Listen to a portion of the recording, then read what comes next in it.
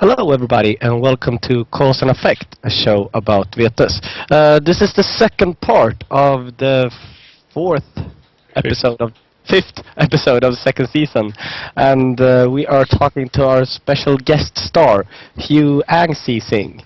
And today we are discussing the Cryptic Mission deck, as made famous by Hugh Ang-See-Sing. And we talked about the crypt in the other part of the show, so if you have missed some part, I would suggest you go back and watch it before watching this, because you're in the middle of a conversation. Anyway, so,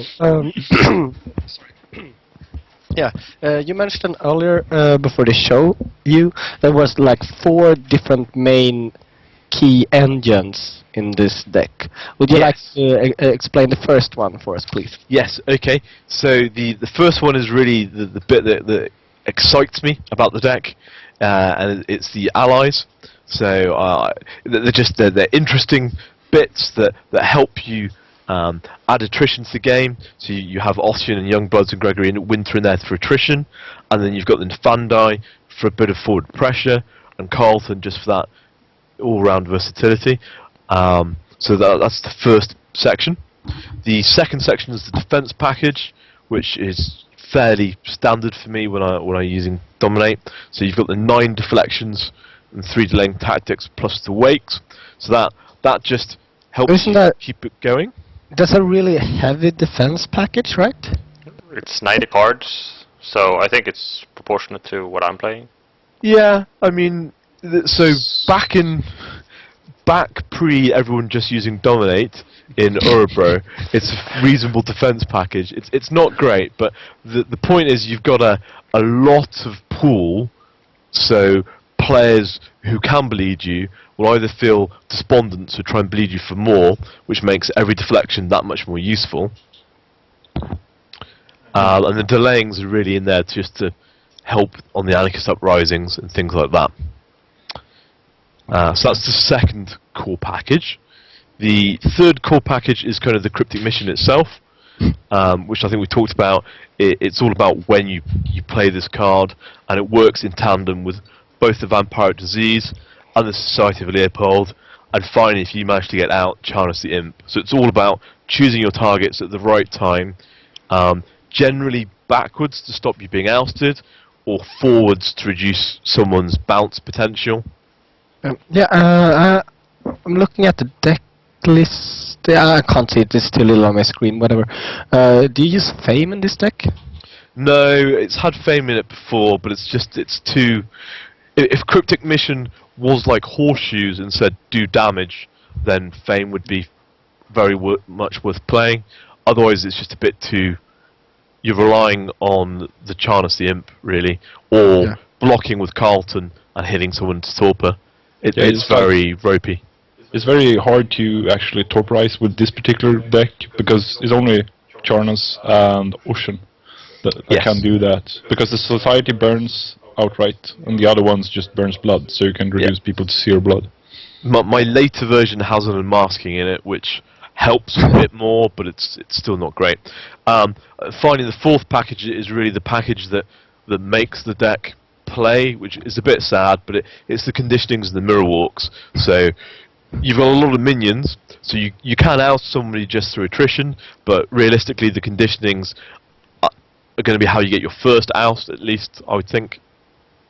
Yeah, it's probably true. And maybe if you face a very bloat heavy deck, you actually do need library cards to deal pool damage. Yes. Like any Azure Tablet Liquidation deck, it's very, if not say impossible, to oust through Bleeds of 1. Yeah. Yes. Also, like what we touched on earlier, how you're not using blood for much. If you're just using the blood for, like, say nothing, they're sitting on the vampires, that's of course a waste. And if you're using it for a blood doll, you're gaining 1 pool for each blood. It's a better yield to get 3 pool damage, or 2, most likely. 2 pool damage from 1 blood than to get 1 pool from 1 blood. So you're using your resources rather than waste them, I think. It's a big part of it. Very, very true. I mean, yeah, with a deck with this kind of capacity, pool very quickly does become another minion. So then you're over 8 turns. That's 8 pool damage. But yeah. Okay. Yeah. Do any of you other co-hosts have anything to add about these different key elements? I'd like to drop a few words about the master package. It's actually huge. If you think about it, It goes well with Hugh's name. It does. Yeah, I agree with you. It is. We quite went a heavy there, master did we? package. it's just like, I don't know if Vessel was released at this time, but one could play Vessels maybe, even though the one pool investment is kind of heavy. But like 22 masters cannot realistically be played in one single game. Like an average game on a tournament, if it's long, it's end at the 13th turn or something like that. But most tables are done about turn 10 or 11, so that's only 10 or 11 masters. And most of these masters actually do require a Setup. Yeah, a vampire in play. So Yeah. first turn unplayable, best case scenario second turn, but probably third.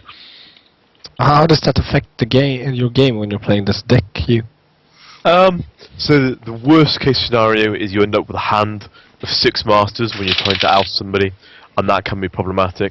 So in later versions, I've kept the master percentage the same, but there are 4 vessels in there instead of just blood dolls. And there's a Magic of the Smith in there as well to increase the odds of getting the heart of cheating. So that really just helps the fluidity slightly. It's not a tier 1 construct, and I think it would be possible to make it a better version. And certainly looking at Adam's master package, as I'm sure we will do later, that does look a lot more user friendly. Okay. Just one quick technical thing. Adam, could you change the overlay? Go on, Anders. All right, I Yeah. have the. Yeah. Okay. Yeah, we brushed the subject, but could you explain how do you play it? What do you do? Who do you bring up? And yeah, you. I'm sorry, could you repeat that, Anders? Okay, I'm sorry, I was quite unclear. How do you play the deck? Which vampire did you bring out first? What's the the best? Right. So normally, it just depends on your predator, really. So if your predator brings out someone quick who can bleed, then you bring out someone with dominate.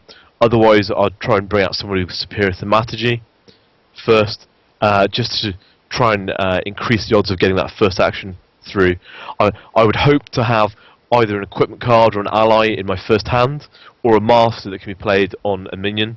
So if I have the University Hunting Ground, I'll try and get a Tremere Anti-Tribute out first, or something of that type.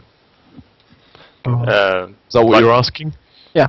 Yeah. How do you when's your cue for starting to bleed with this deck? Yeah. I start really as soon as I can, because half the minions don't have Dominate. You can almost, if you have 4 minions out, 2 of them have Dominate, and 2 of them don't have Dominate, you can almost bleed for free with the 2 minions that don't have Dominate. Like they will save their blocks and bounces if you let them for 5. Yeah. Yeah. So it depends what your prey is playing, but They can stay untapped and send away bleeds with those guys instead. exactly. Okay. So how much do you depend on the Heart of Cheating? Quite a lot, really. Without it, you can really stagnate very quickly. So in later versions, this is why I've added at least 1 Magic of the Smith, just to try and double the chance of getting it out. I think you struggle if you don't get it early. If you get it early, you have a very good game. Yeah, I totally agree with you, and that is why I'm very baffled and confused by this deck list. 1 in 90. It's very old. But to depend on getting it early enough reliably, like in a 90 card deck, you probably want something like 5 or 6 different cards that can give you the heart. I'd say at least, but I'm a bit excessive when I build decks as well. But anyways, like 1, 2 or 3 in 90 is a very low odds. Okay.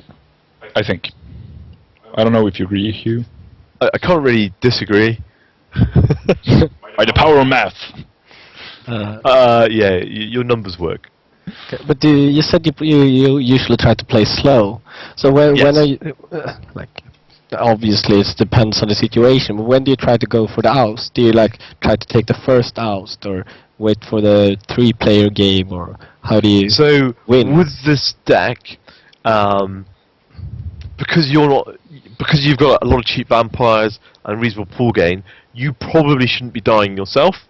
So you can afford to take it a bit slower. I will try and normally oust someone at the same time someone else is going to die at the table. So I guess around turn 7 or 8. So they're quite a delayed oust. Yeah. Since a fast oust is between turn 4 and 6. Yes. 4 is a bit extreme, but can happen. A lot of this is also that you have a lot of building action, right? There's lots of other stuff that you can do before. Exactly. And most of it looks fairly innocuous. So Gregory Winter doesn't look that scary to most people. Ossian might, but there's lots of things you can do that just prepare your way. Yeah. And also the masters, of course. More master-based actions gets you a better setup as well for the 3-player game. Exactly. Yeah. Okay, so before we start taking a peek at Adam's version of the same deck, what's the main strength of this deck? I think really just the versatility. So it's a very low cap deck, so can take a lot of pull damage without dying itself, and it's got a lot of toolboxy cards in there, so it can do a lot of different things. Okay. Yeah. Adam, These- do you have any? It's basically the adaptability, but also do not underestimate Weenie, Dominate, Bleed with 1 stealth. you get like it's like slimming the ousting package in a way, like playing Dominate, high throughput and low amount of stealth. It's like more or less either they got blocker or they don't. 1 stealth, like the logic of playing 1 stealth with Dominate. And Yeah. in this particular instance, you don't bleed for 5, you bleed for 3, but like the basic point. So that should not be underestimated. No. Actually- And my hope is that because I've got so many minions out who've already bled for 1 many times, that I don't need to do the bleed for 5s. It doesn't always work. Yeah, that's probably true. Adam, do you have anything to add? I think this is like a interesting card addition. The restricted vitae is kind of interesting. Well, obviously, it's beneficial for you because you can still hunt forcibly, and you have the Mirror Walk Superior to. The blood does make you able to remove the blood, and you can do a forced hunt, and the Mirror Walk makes you safe from this. And if you don't have a Mirror Walk for the next turn, you can give him a blood back with the blood doll. So you're like safe, but it still disrupts other people quite a lot. Yeah, and you steal blood with Cryptic's mission as well. Yeah. Right. But I think one of the drawbacks with playing Restricted Vitae is that you play the low caps, so you can actually be the target Yes. of the D-action hunt. So the time I found this most useful is actually playing against Embrace decks. So you using Restricted Vitae, all your guys are 2, 3, 4, or 5, all their guys are cap 2, you can actually hunt off them, and they can't really afford to block you either. That's quite strong. Yeah, I can see that. But it's kind of that card is kind of like a double-edged sword because it's so easily backfire. I believe. Yeah, I I've think- tried to play it with it myself a few times. I Quite a think lot, actually. in modern times, like these times we're talking about now, I think the Hunger Moon is actually better. Yeah. Because, okay, it works more short term, but Vegas actually is a short term game. And it denies 5 blood, so that basically 5 different hunts. And it's very seldom that you see that many hunts in a game. Yeah. So I think Hunger Moon is That's maybe like- not better, but decent addition or something you could replace the Restricted Vitae with. I would believe. I say it's better just because it doesn't allow people can hunt from people can make deals and hunt from each other, and Yep. Hmm. Yeah. That's a good point. yeah. Okay, so the greatest weaknesses then of the deck? Probably the fact that it's a very full deck, so that there is a lot going on, and that means that if you do need to oust somebody very quickly, you don't really have those cards available. Yeah, and at times, at least when I played it, I feel like I do want a hand size of 12, 13 cards, because you do always want to keep the dominate, bleed, and stuff cards for that moment when you want to oust. But you also need to have the defensive stuff on your hand. So the hands of a 7 can be really limiting if you want to feel safe, or if you still want to have the ability to oust. You follow me? Yep. Yeah. So that can be a drawback. Not only a full library, but also you want to save too many cards on your hand for the right moment.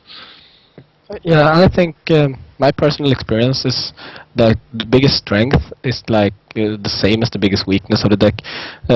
It's kind of inconspicuous because you just do you kind of just do stuff that doesn't matter that much. You bleed for 2, you get an ally, you just hang around and while you're hanging around waiting, you can get ousted because you don't actually do something. But when you hang around as much as you you can, and then you win the game because you have oh, I didn't know he had all those allies and he could bleed as much, and oh, it was weird. Yeah. So that, if you follow me. Another thing that probably is good to talk about, this deck have more or less the same strategy as the different power decks that have been circling around, like the Girls decks or the Arika Mindrip decks or the Sombra Boat decks or stuff like that. They have the same basic idea: do actions, and with those actions win and bleed your prey out. But this deck is worse than those deck at the ousting part. So you play their game, but you're not as good at that game as they are. So you can end up losing because you can't keep up in that pace. Maybe that's more or less what everybody said already, but yeah, some different words at least. Well, I think it's just a toolbox curse. Yeah. Yeah. Yeah. Awesome. Yeah, let's wrap up this deck with those words, and look at your version of the deck, Adam. Okay, I'll bring it up. I think there we are. Okay, so you were inspired by the Cryptic Mission deck when you built this.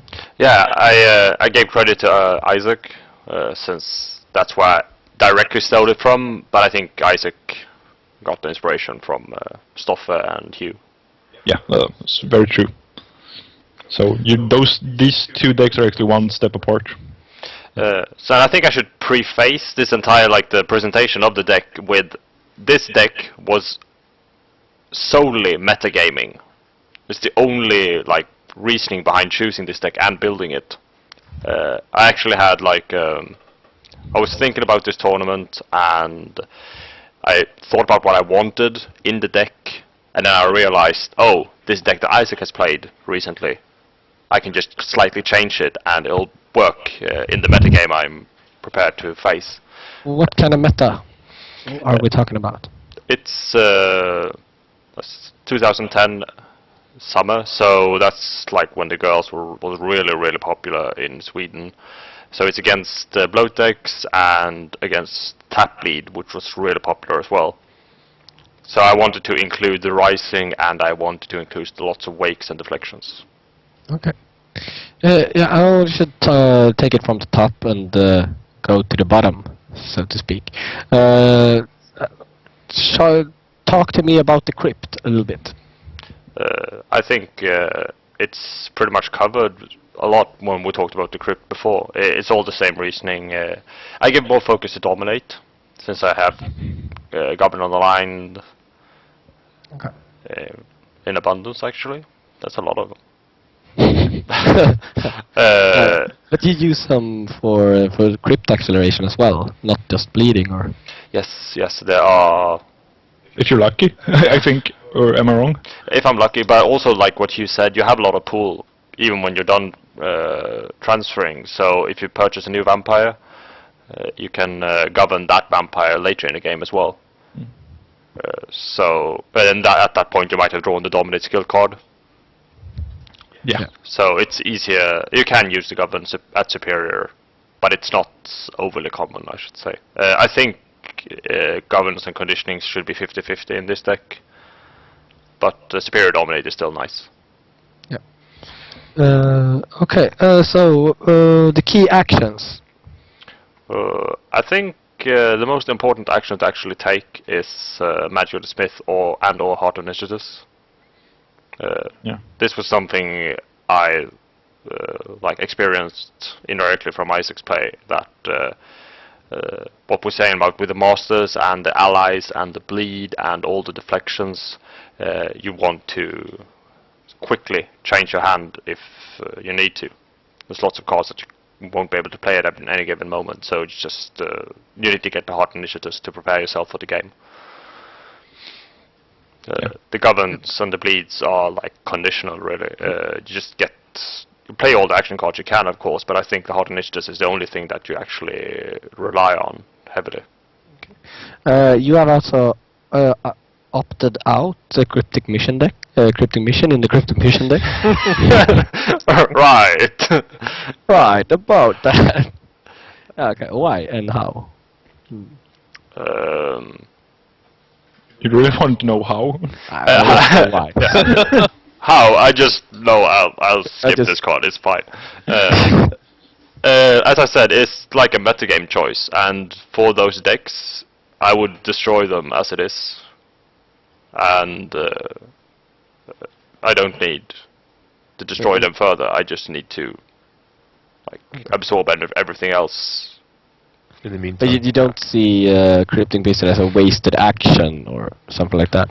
Wasted card slot? I think it's really, really good for just taking an action and removing or forcing one vampire to hunt. So it's like, it could be a worthwhile action. It costs nothing and gains you some stuff at some point. It's a non-threatening action. So it's not like bad intrinsically, but I just prefer to play without it. The allies do the jobs adequately. Okay.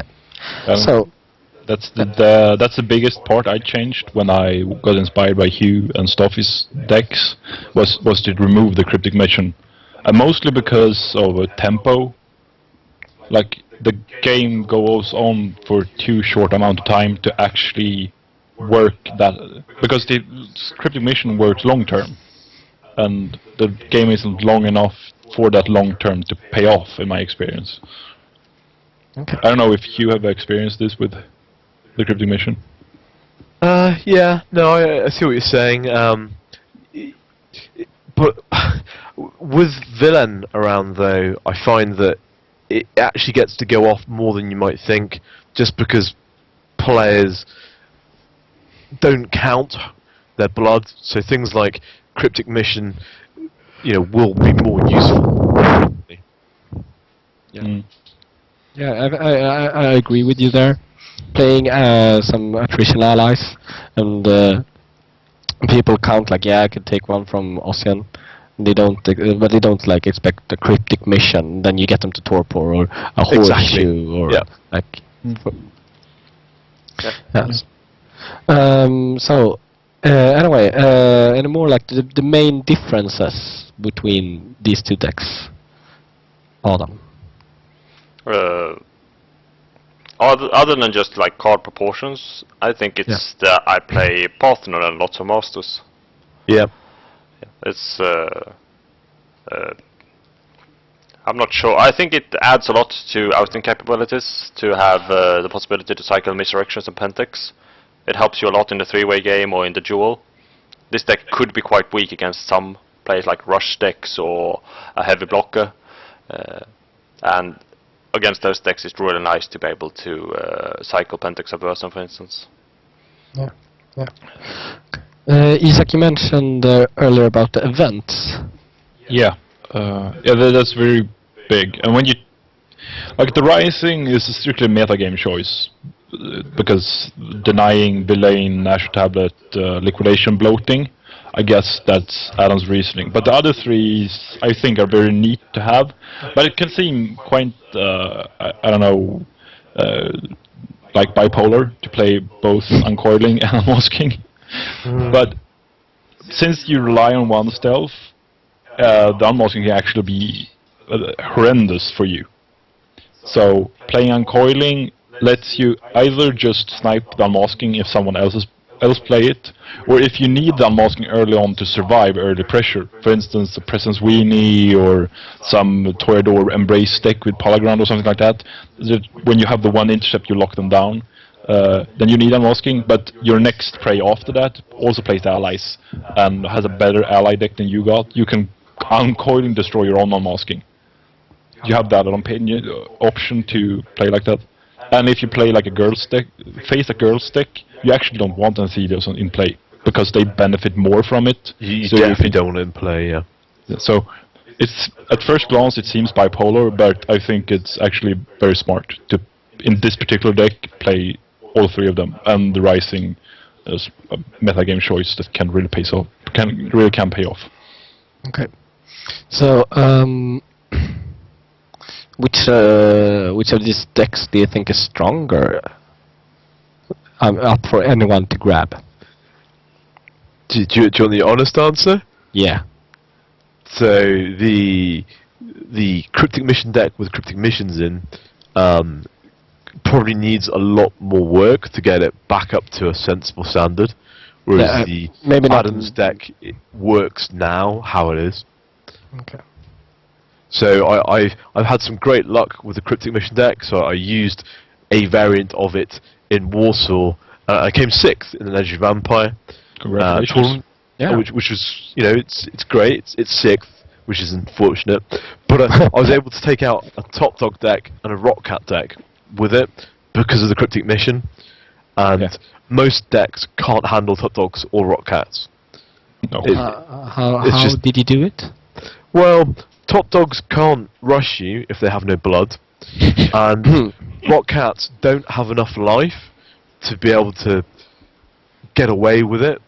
And if they rush, so my version now has Target Vitals in, which is just a fantastic card. So if they rush a vampire that's big enough to hit them, and you hit them with Target Vitals, you hit them for 3 damage, they're on 1. You know, they're scared now about being Cryptic Missions, so they don't rush you again. Yeah. Funny. Urban mentioned the Spirit Summoning Chamber as well. I think that's a neat card, and I think it's vastly underplayed. Yeah. It should be free, but yes. Yeah, it should be free, but if you play enough Mirror Walks, as Adam said, this is probably a metagame choice from his part, but if you play more Mirror Walks, you can actually use the Spirit Summoning Chamber as a stealth location, like Opium Den or whatever. Yeah. Well, in this case, it's actually useful because I have a lot fewer than Hugh has as well. Since then I don't always, like with a 9, if you have 9 Mirror Walks, you might always have them on your hand, given that you're not using them for like a block deck or something. But only 4 Mirror Walks is quite sparse, so Spirit Summoning Chamber makes you able to get them. That's quite nice. Yeah. So, is there any like differences in how you play the different versions of the deck? Do you tend to oust faster with this deck or something like that? Something that I find quite interesting, I like to compare this to Hugh's experience, is that a lot of the games I've won with this deck, I've experienced going down, like getting allies for, and putting myself to like 1 or 2 pool, and then defending that turn, and after that I basically won the game because I have all these control allies up, and I didn't die the moment I got them. Is this something you've experienced, Hugh? Yes, I think that's very true. Ossian's really key there as well. So both Ossian and Gregory, if you get them at the right time and you survive past the turn you get them, they can mess with people's heads ridiculously well. I have a question for you two. I see that none of you play Impundulu. I know that it wasn't released when you had your deck, but is he worthwhile, or he, she, it, the The demon, is it worth playing? I think he's too expensive with this crypt. With so It- much vessel, blood is kinda equal to pool. And that's 3 blood. It is, but you have to have 3 blood on the person and able to do the action. So I'm not. I don't know. I could consider putting it back in. I've just not got round to it. I think the next ally I'd add to this deck. Well, actually, when I built it, I was restricted. I was going to put in 3 Nefandi, but there's only 2 in it. So the next ally I'd put in would be an extra Nefandi. I think the Nefandi is just better because it has 1 bleed. It's Yeah. as simple as that. Yeah, it basically makes... It's like getting another vampire into play. Yes. Yeah. Okay. Any other okay? So when you're playing against a deck like this, what should you think about? How do you oust it? Destroy the heart, if you're able. If you have any way of denying the heart with this deck, that is one very neat way to shut it down. Mm. So, yeah, if you have the ability to either block or use Troublemaker or stuff like that, do it as early as possible to the heart. You can also overwhelm a deck like this, because, as we talked about earlier, it's like a toolbox. It has lots of different parts. If you overwhelm it in one area, it might not be like even if it's one area that it's put like kind of good at, say minion superiority. If you overwhelm it, you rush it all the time. You start early and you rush every action, for instance. It'll wear it down eventually because it doesn't include lots of rush defense actually, or something like that. You can bleed it a lot. Well, my version is stupid. It has 10 deflections, 76, so the bleeding is probably not a good idea. But in every other area of the game, you can overwhelm it. Yes. Yeah. Yep. And another thing is with voting, you know that this deck has delaying tactics. You can actually call Anarchist Uprising too early to force it to use its delaying tactics. I would probably take the pull loss, but it depends. Yeah, you always have to make it fit a certain situation, Yeah. but putting Anarchist 1 turn too early can be the saving grace for your game. Yes. So I have another question for you, Adam, and you and Isak as well. I don't know. In this version, you have 25 masters, Adam. Would you like? Did you think about? When you made this deck, you made it for a meta game. But would you think about including the Azure tablet now? That's a really tough one, actually. As you said, metagame choice dictated I shouldn't choose it, since girls Yeah. have 9. But I mean, you can take up some DI, Pentex, and you could actually make quite nice room for it. yeah,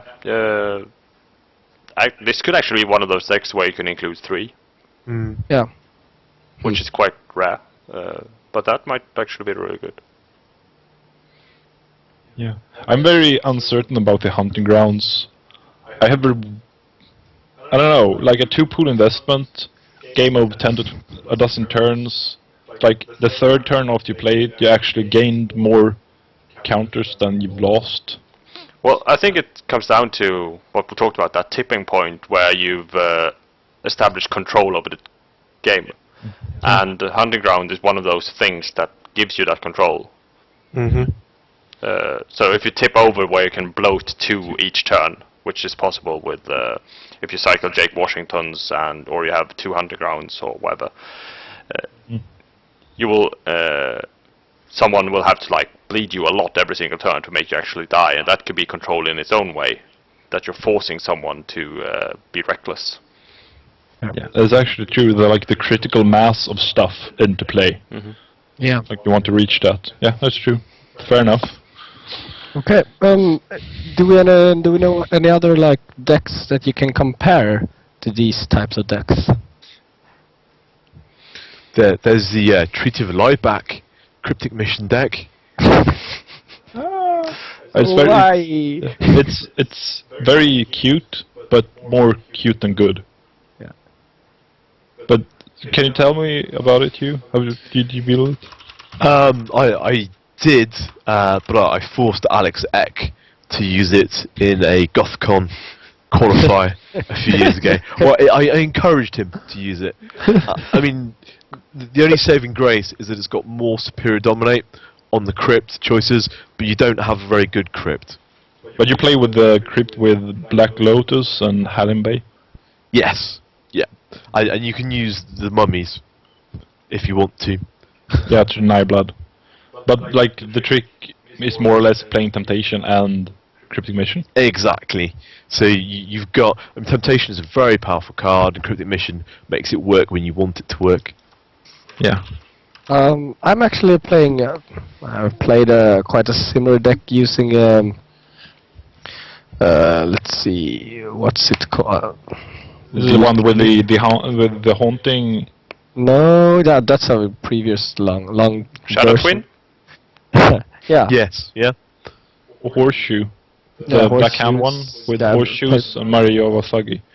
Yeah, I played that one. Horseshoes, That Mario does Thug. damage, so Yeah. ultimately the crypt might not be as good, and you're using potent, which is not Yeah, as but good. No, but you get. With the Leech, you get potence. Yep. But People I- go I- to Torpor. I don't think I actually ever used Leech and then Potence with an Mariana Thuggy, because you can pick with the ability that it has. So just yeah. Okay. Pick meaning do 1 damage in Yeah. this case. Sorry. Yeah, but that is a neat deck if you want to try out like the black hand mechanics. I've tried that too, and it's not as strong as the dominate, obviously, because it's hard to Yeah. defense and offense at the same time. And you can use Auspex. Bounce, yeah, Yep. Mm-hmm. but you can't really Auspex bleed, can you? No. Say pulse the canal one. Yeah, I was going to pulse the canal. Or Seraph boats action to make your Seraph. You can multi-act a bit, get blood work. No? The multi-act is the only bit that really, I think, really helps. Because you Yeah. have the Guarded Rubrics trick, which is lovely, but it only works with multi-act. Yeah. And if you want to have a weenie crypt with obfuscate, probably, because if Mario Thuggy can play obfuscate, you actually don't get any Seraph. Like Banjoko don't have obfuscate, unfortunately. Yes, it's sad. So, Teresita. But she's not a weenie. She's a 7 cap. yeah, a 7 cap with the wrong disciplines. Let's play her. Okay, she has Fortitude. Yeah, she does. But I mean, if she had dominate or specs, then maybe. But the fortitude doesn't work with the other Blackhand vampires available to go with her. Jalan Ar. I'm sorry. Did you say Karsh? Okay, I think we Okay, yeah, well, any other versions or variations on this theme you can think of? I think these are really the only ones I've seen, actually. Well, Um, are you talking about like these decks or Cryptic Emission as an action? The word is free. Okay. Because there's a Spanish deck, the one which plays like 20 Shadow Twin, yeah. 20 Nocturne. Okay. Cute. Yeah, and which oust with Fame. It has lots of Oh. minions with Dominate, but it doesn't actually use Dominate for bleed, only for bouncing. Okay. It feels a bit rough, but Shadow Twin is similar action. It is, yep. It does 1 damage with Obscene Aberration. I should bring it up. Nocturne's of really good defense. Yeah, Nocturne can play the Shadow Twin as well.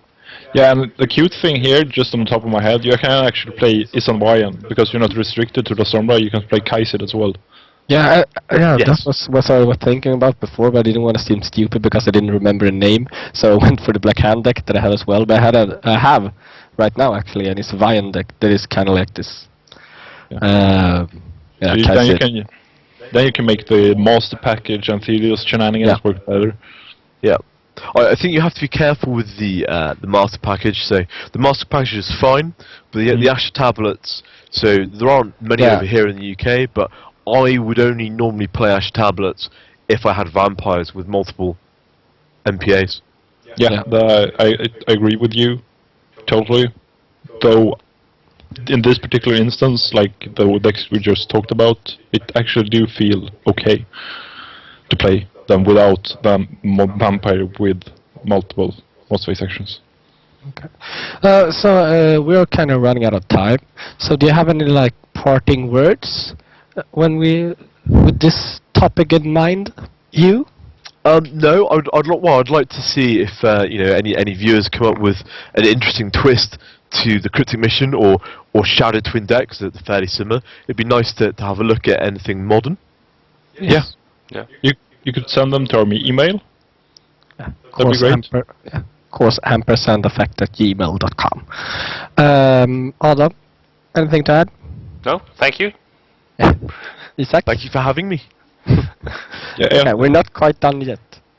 No, no.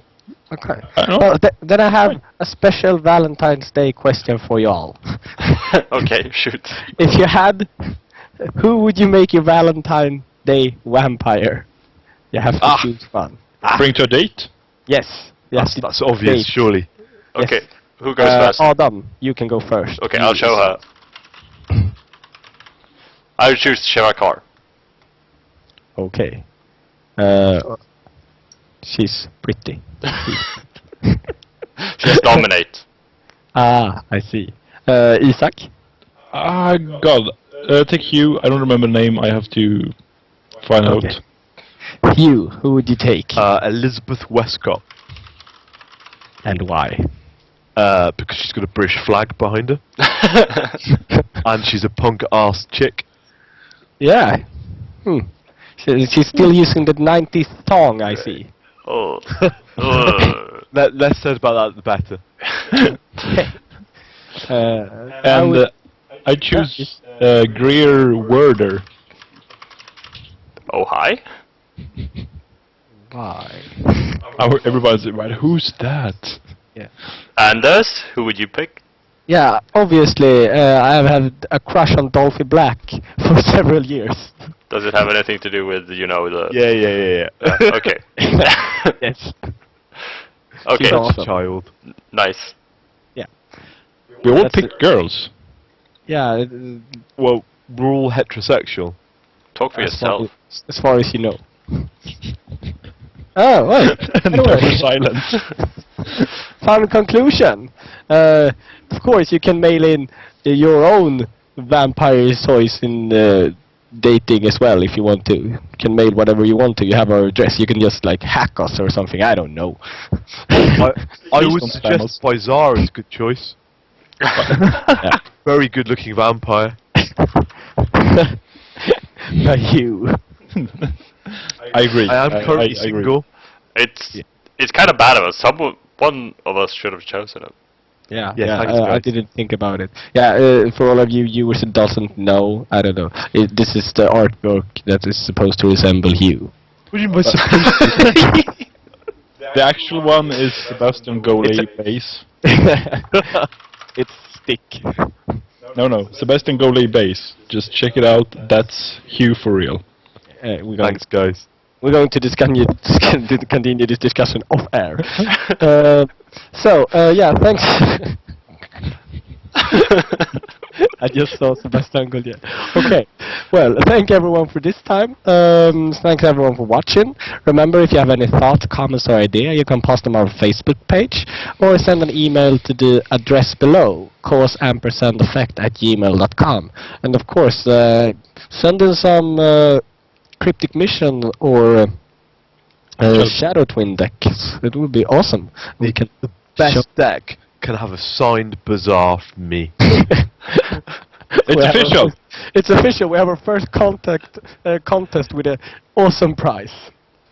So, yeah, and remember to like us on our Facebook page, subscribe to our YouTube channel, and after the show we will post a thread on the Weekend.net forum where you can continue the discussion. So, happy Valentine's Day, kids, and have a good night. Say goodbye, guys. Goodbye. Goodbye.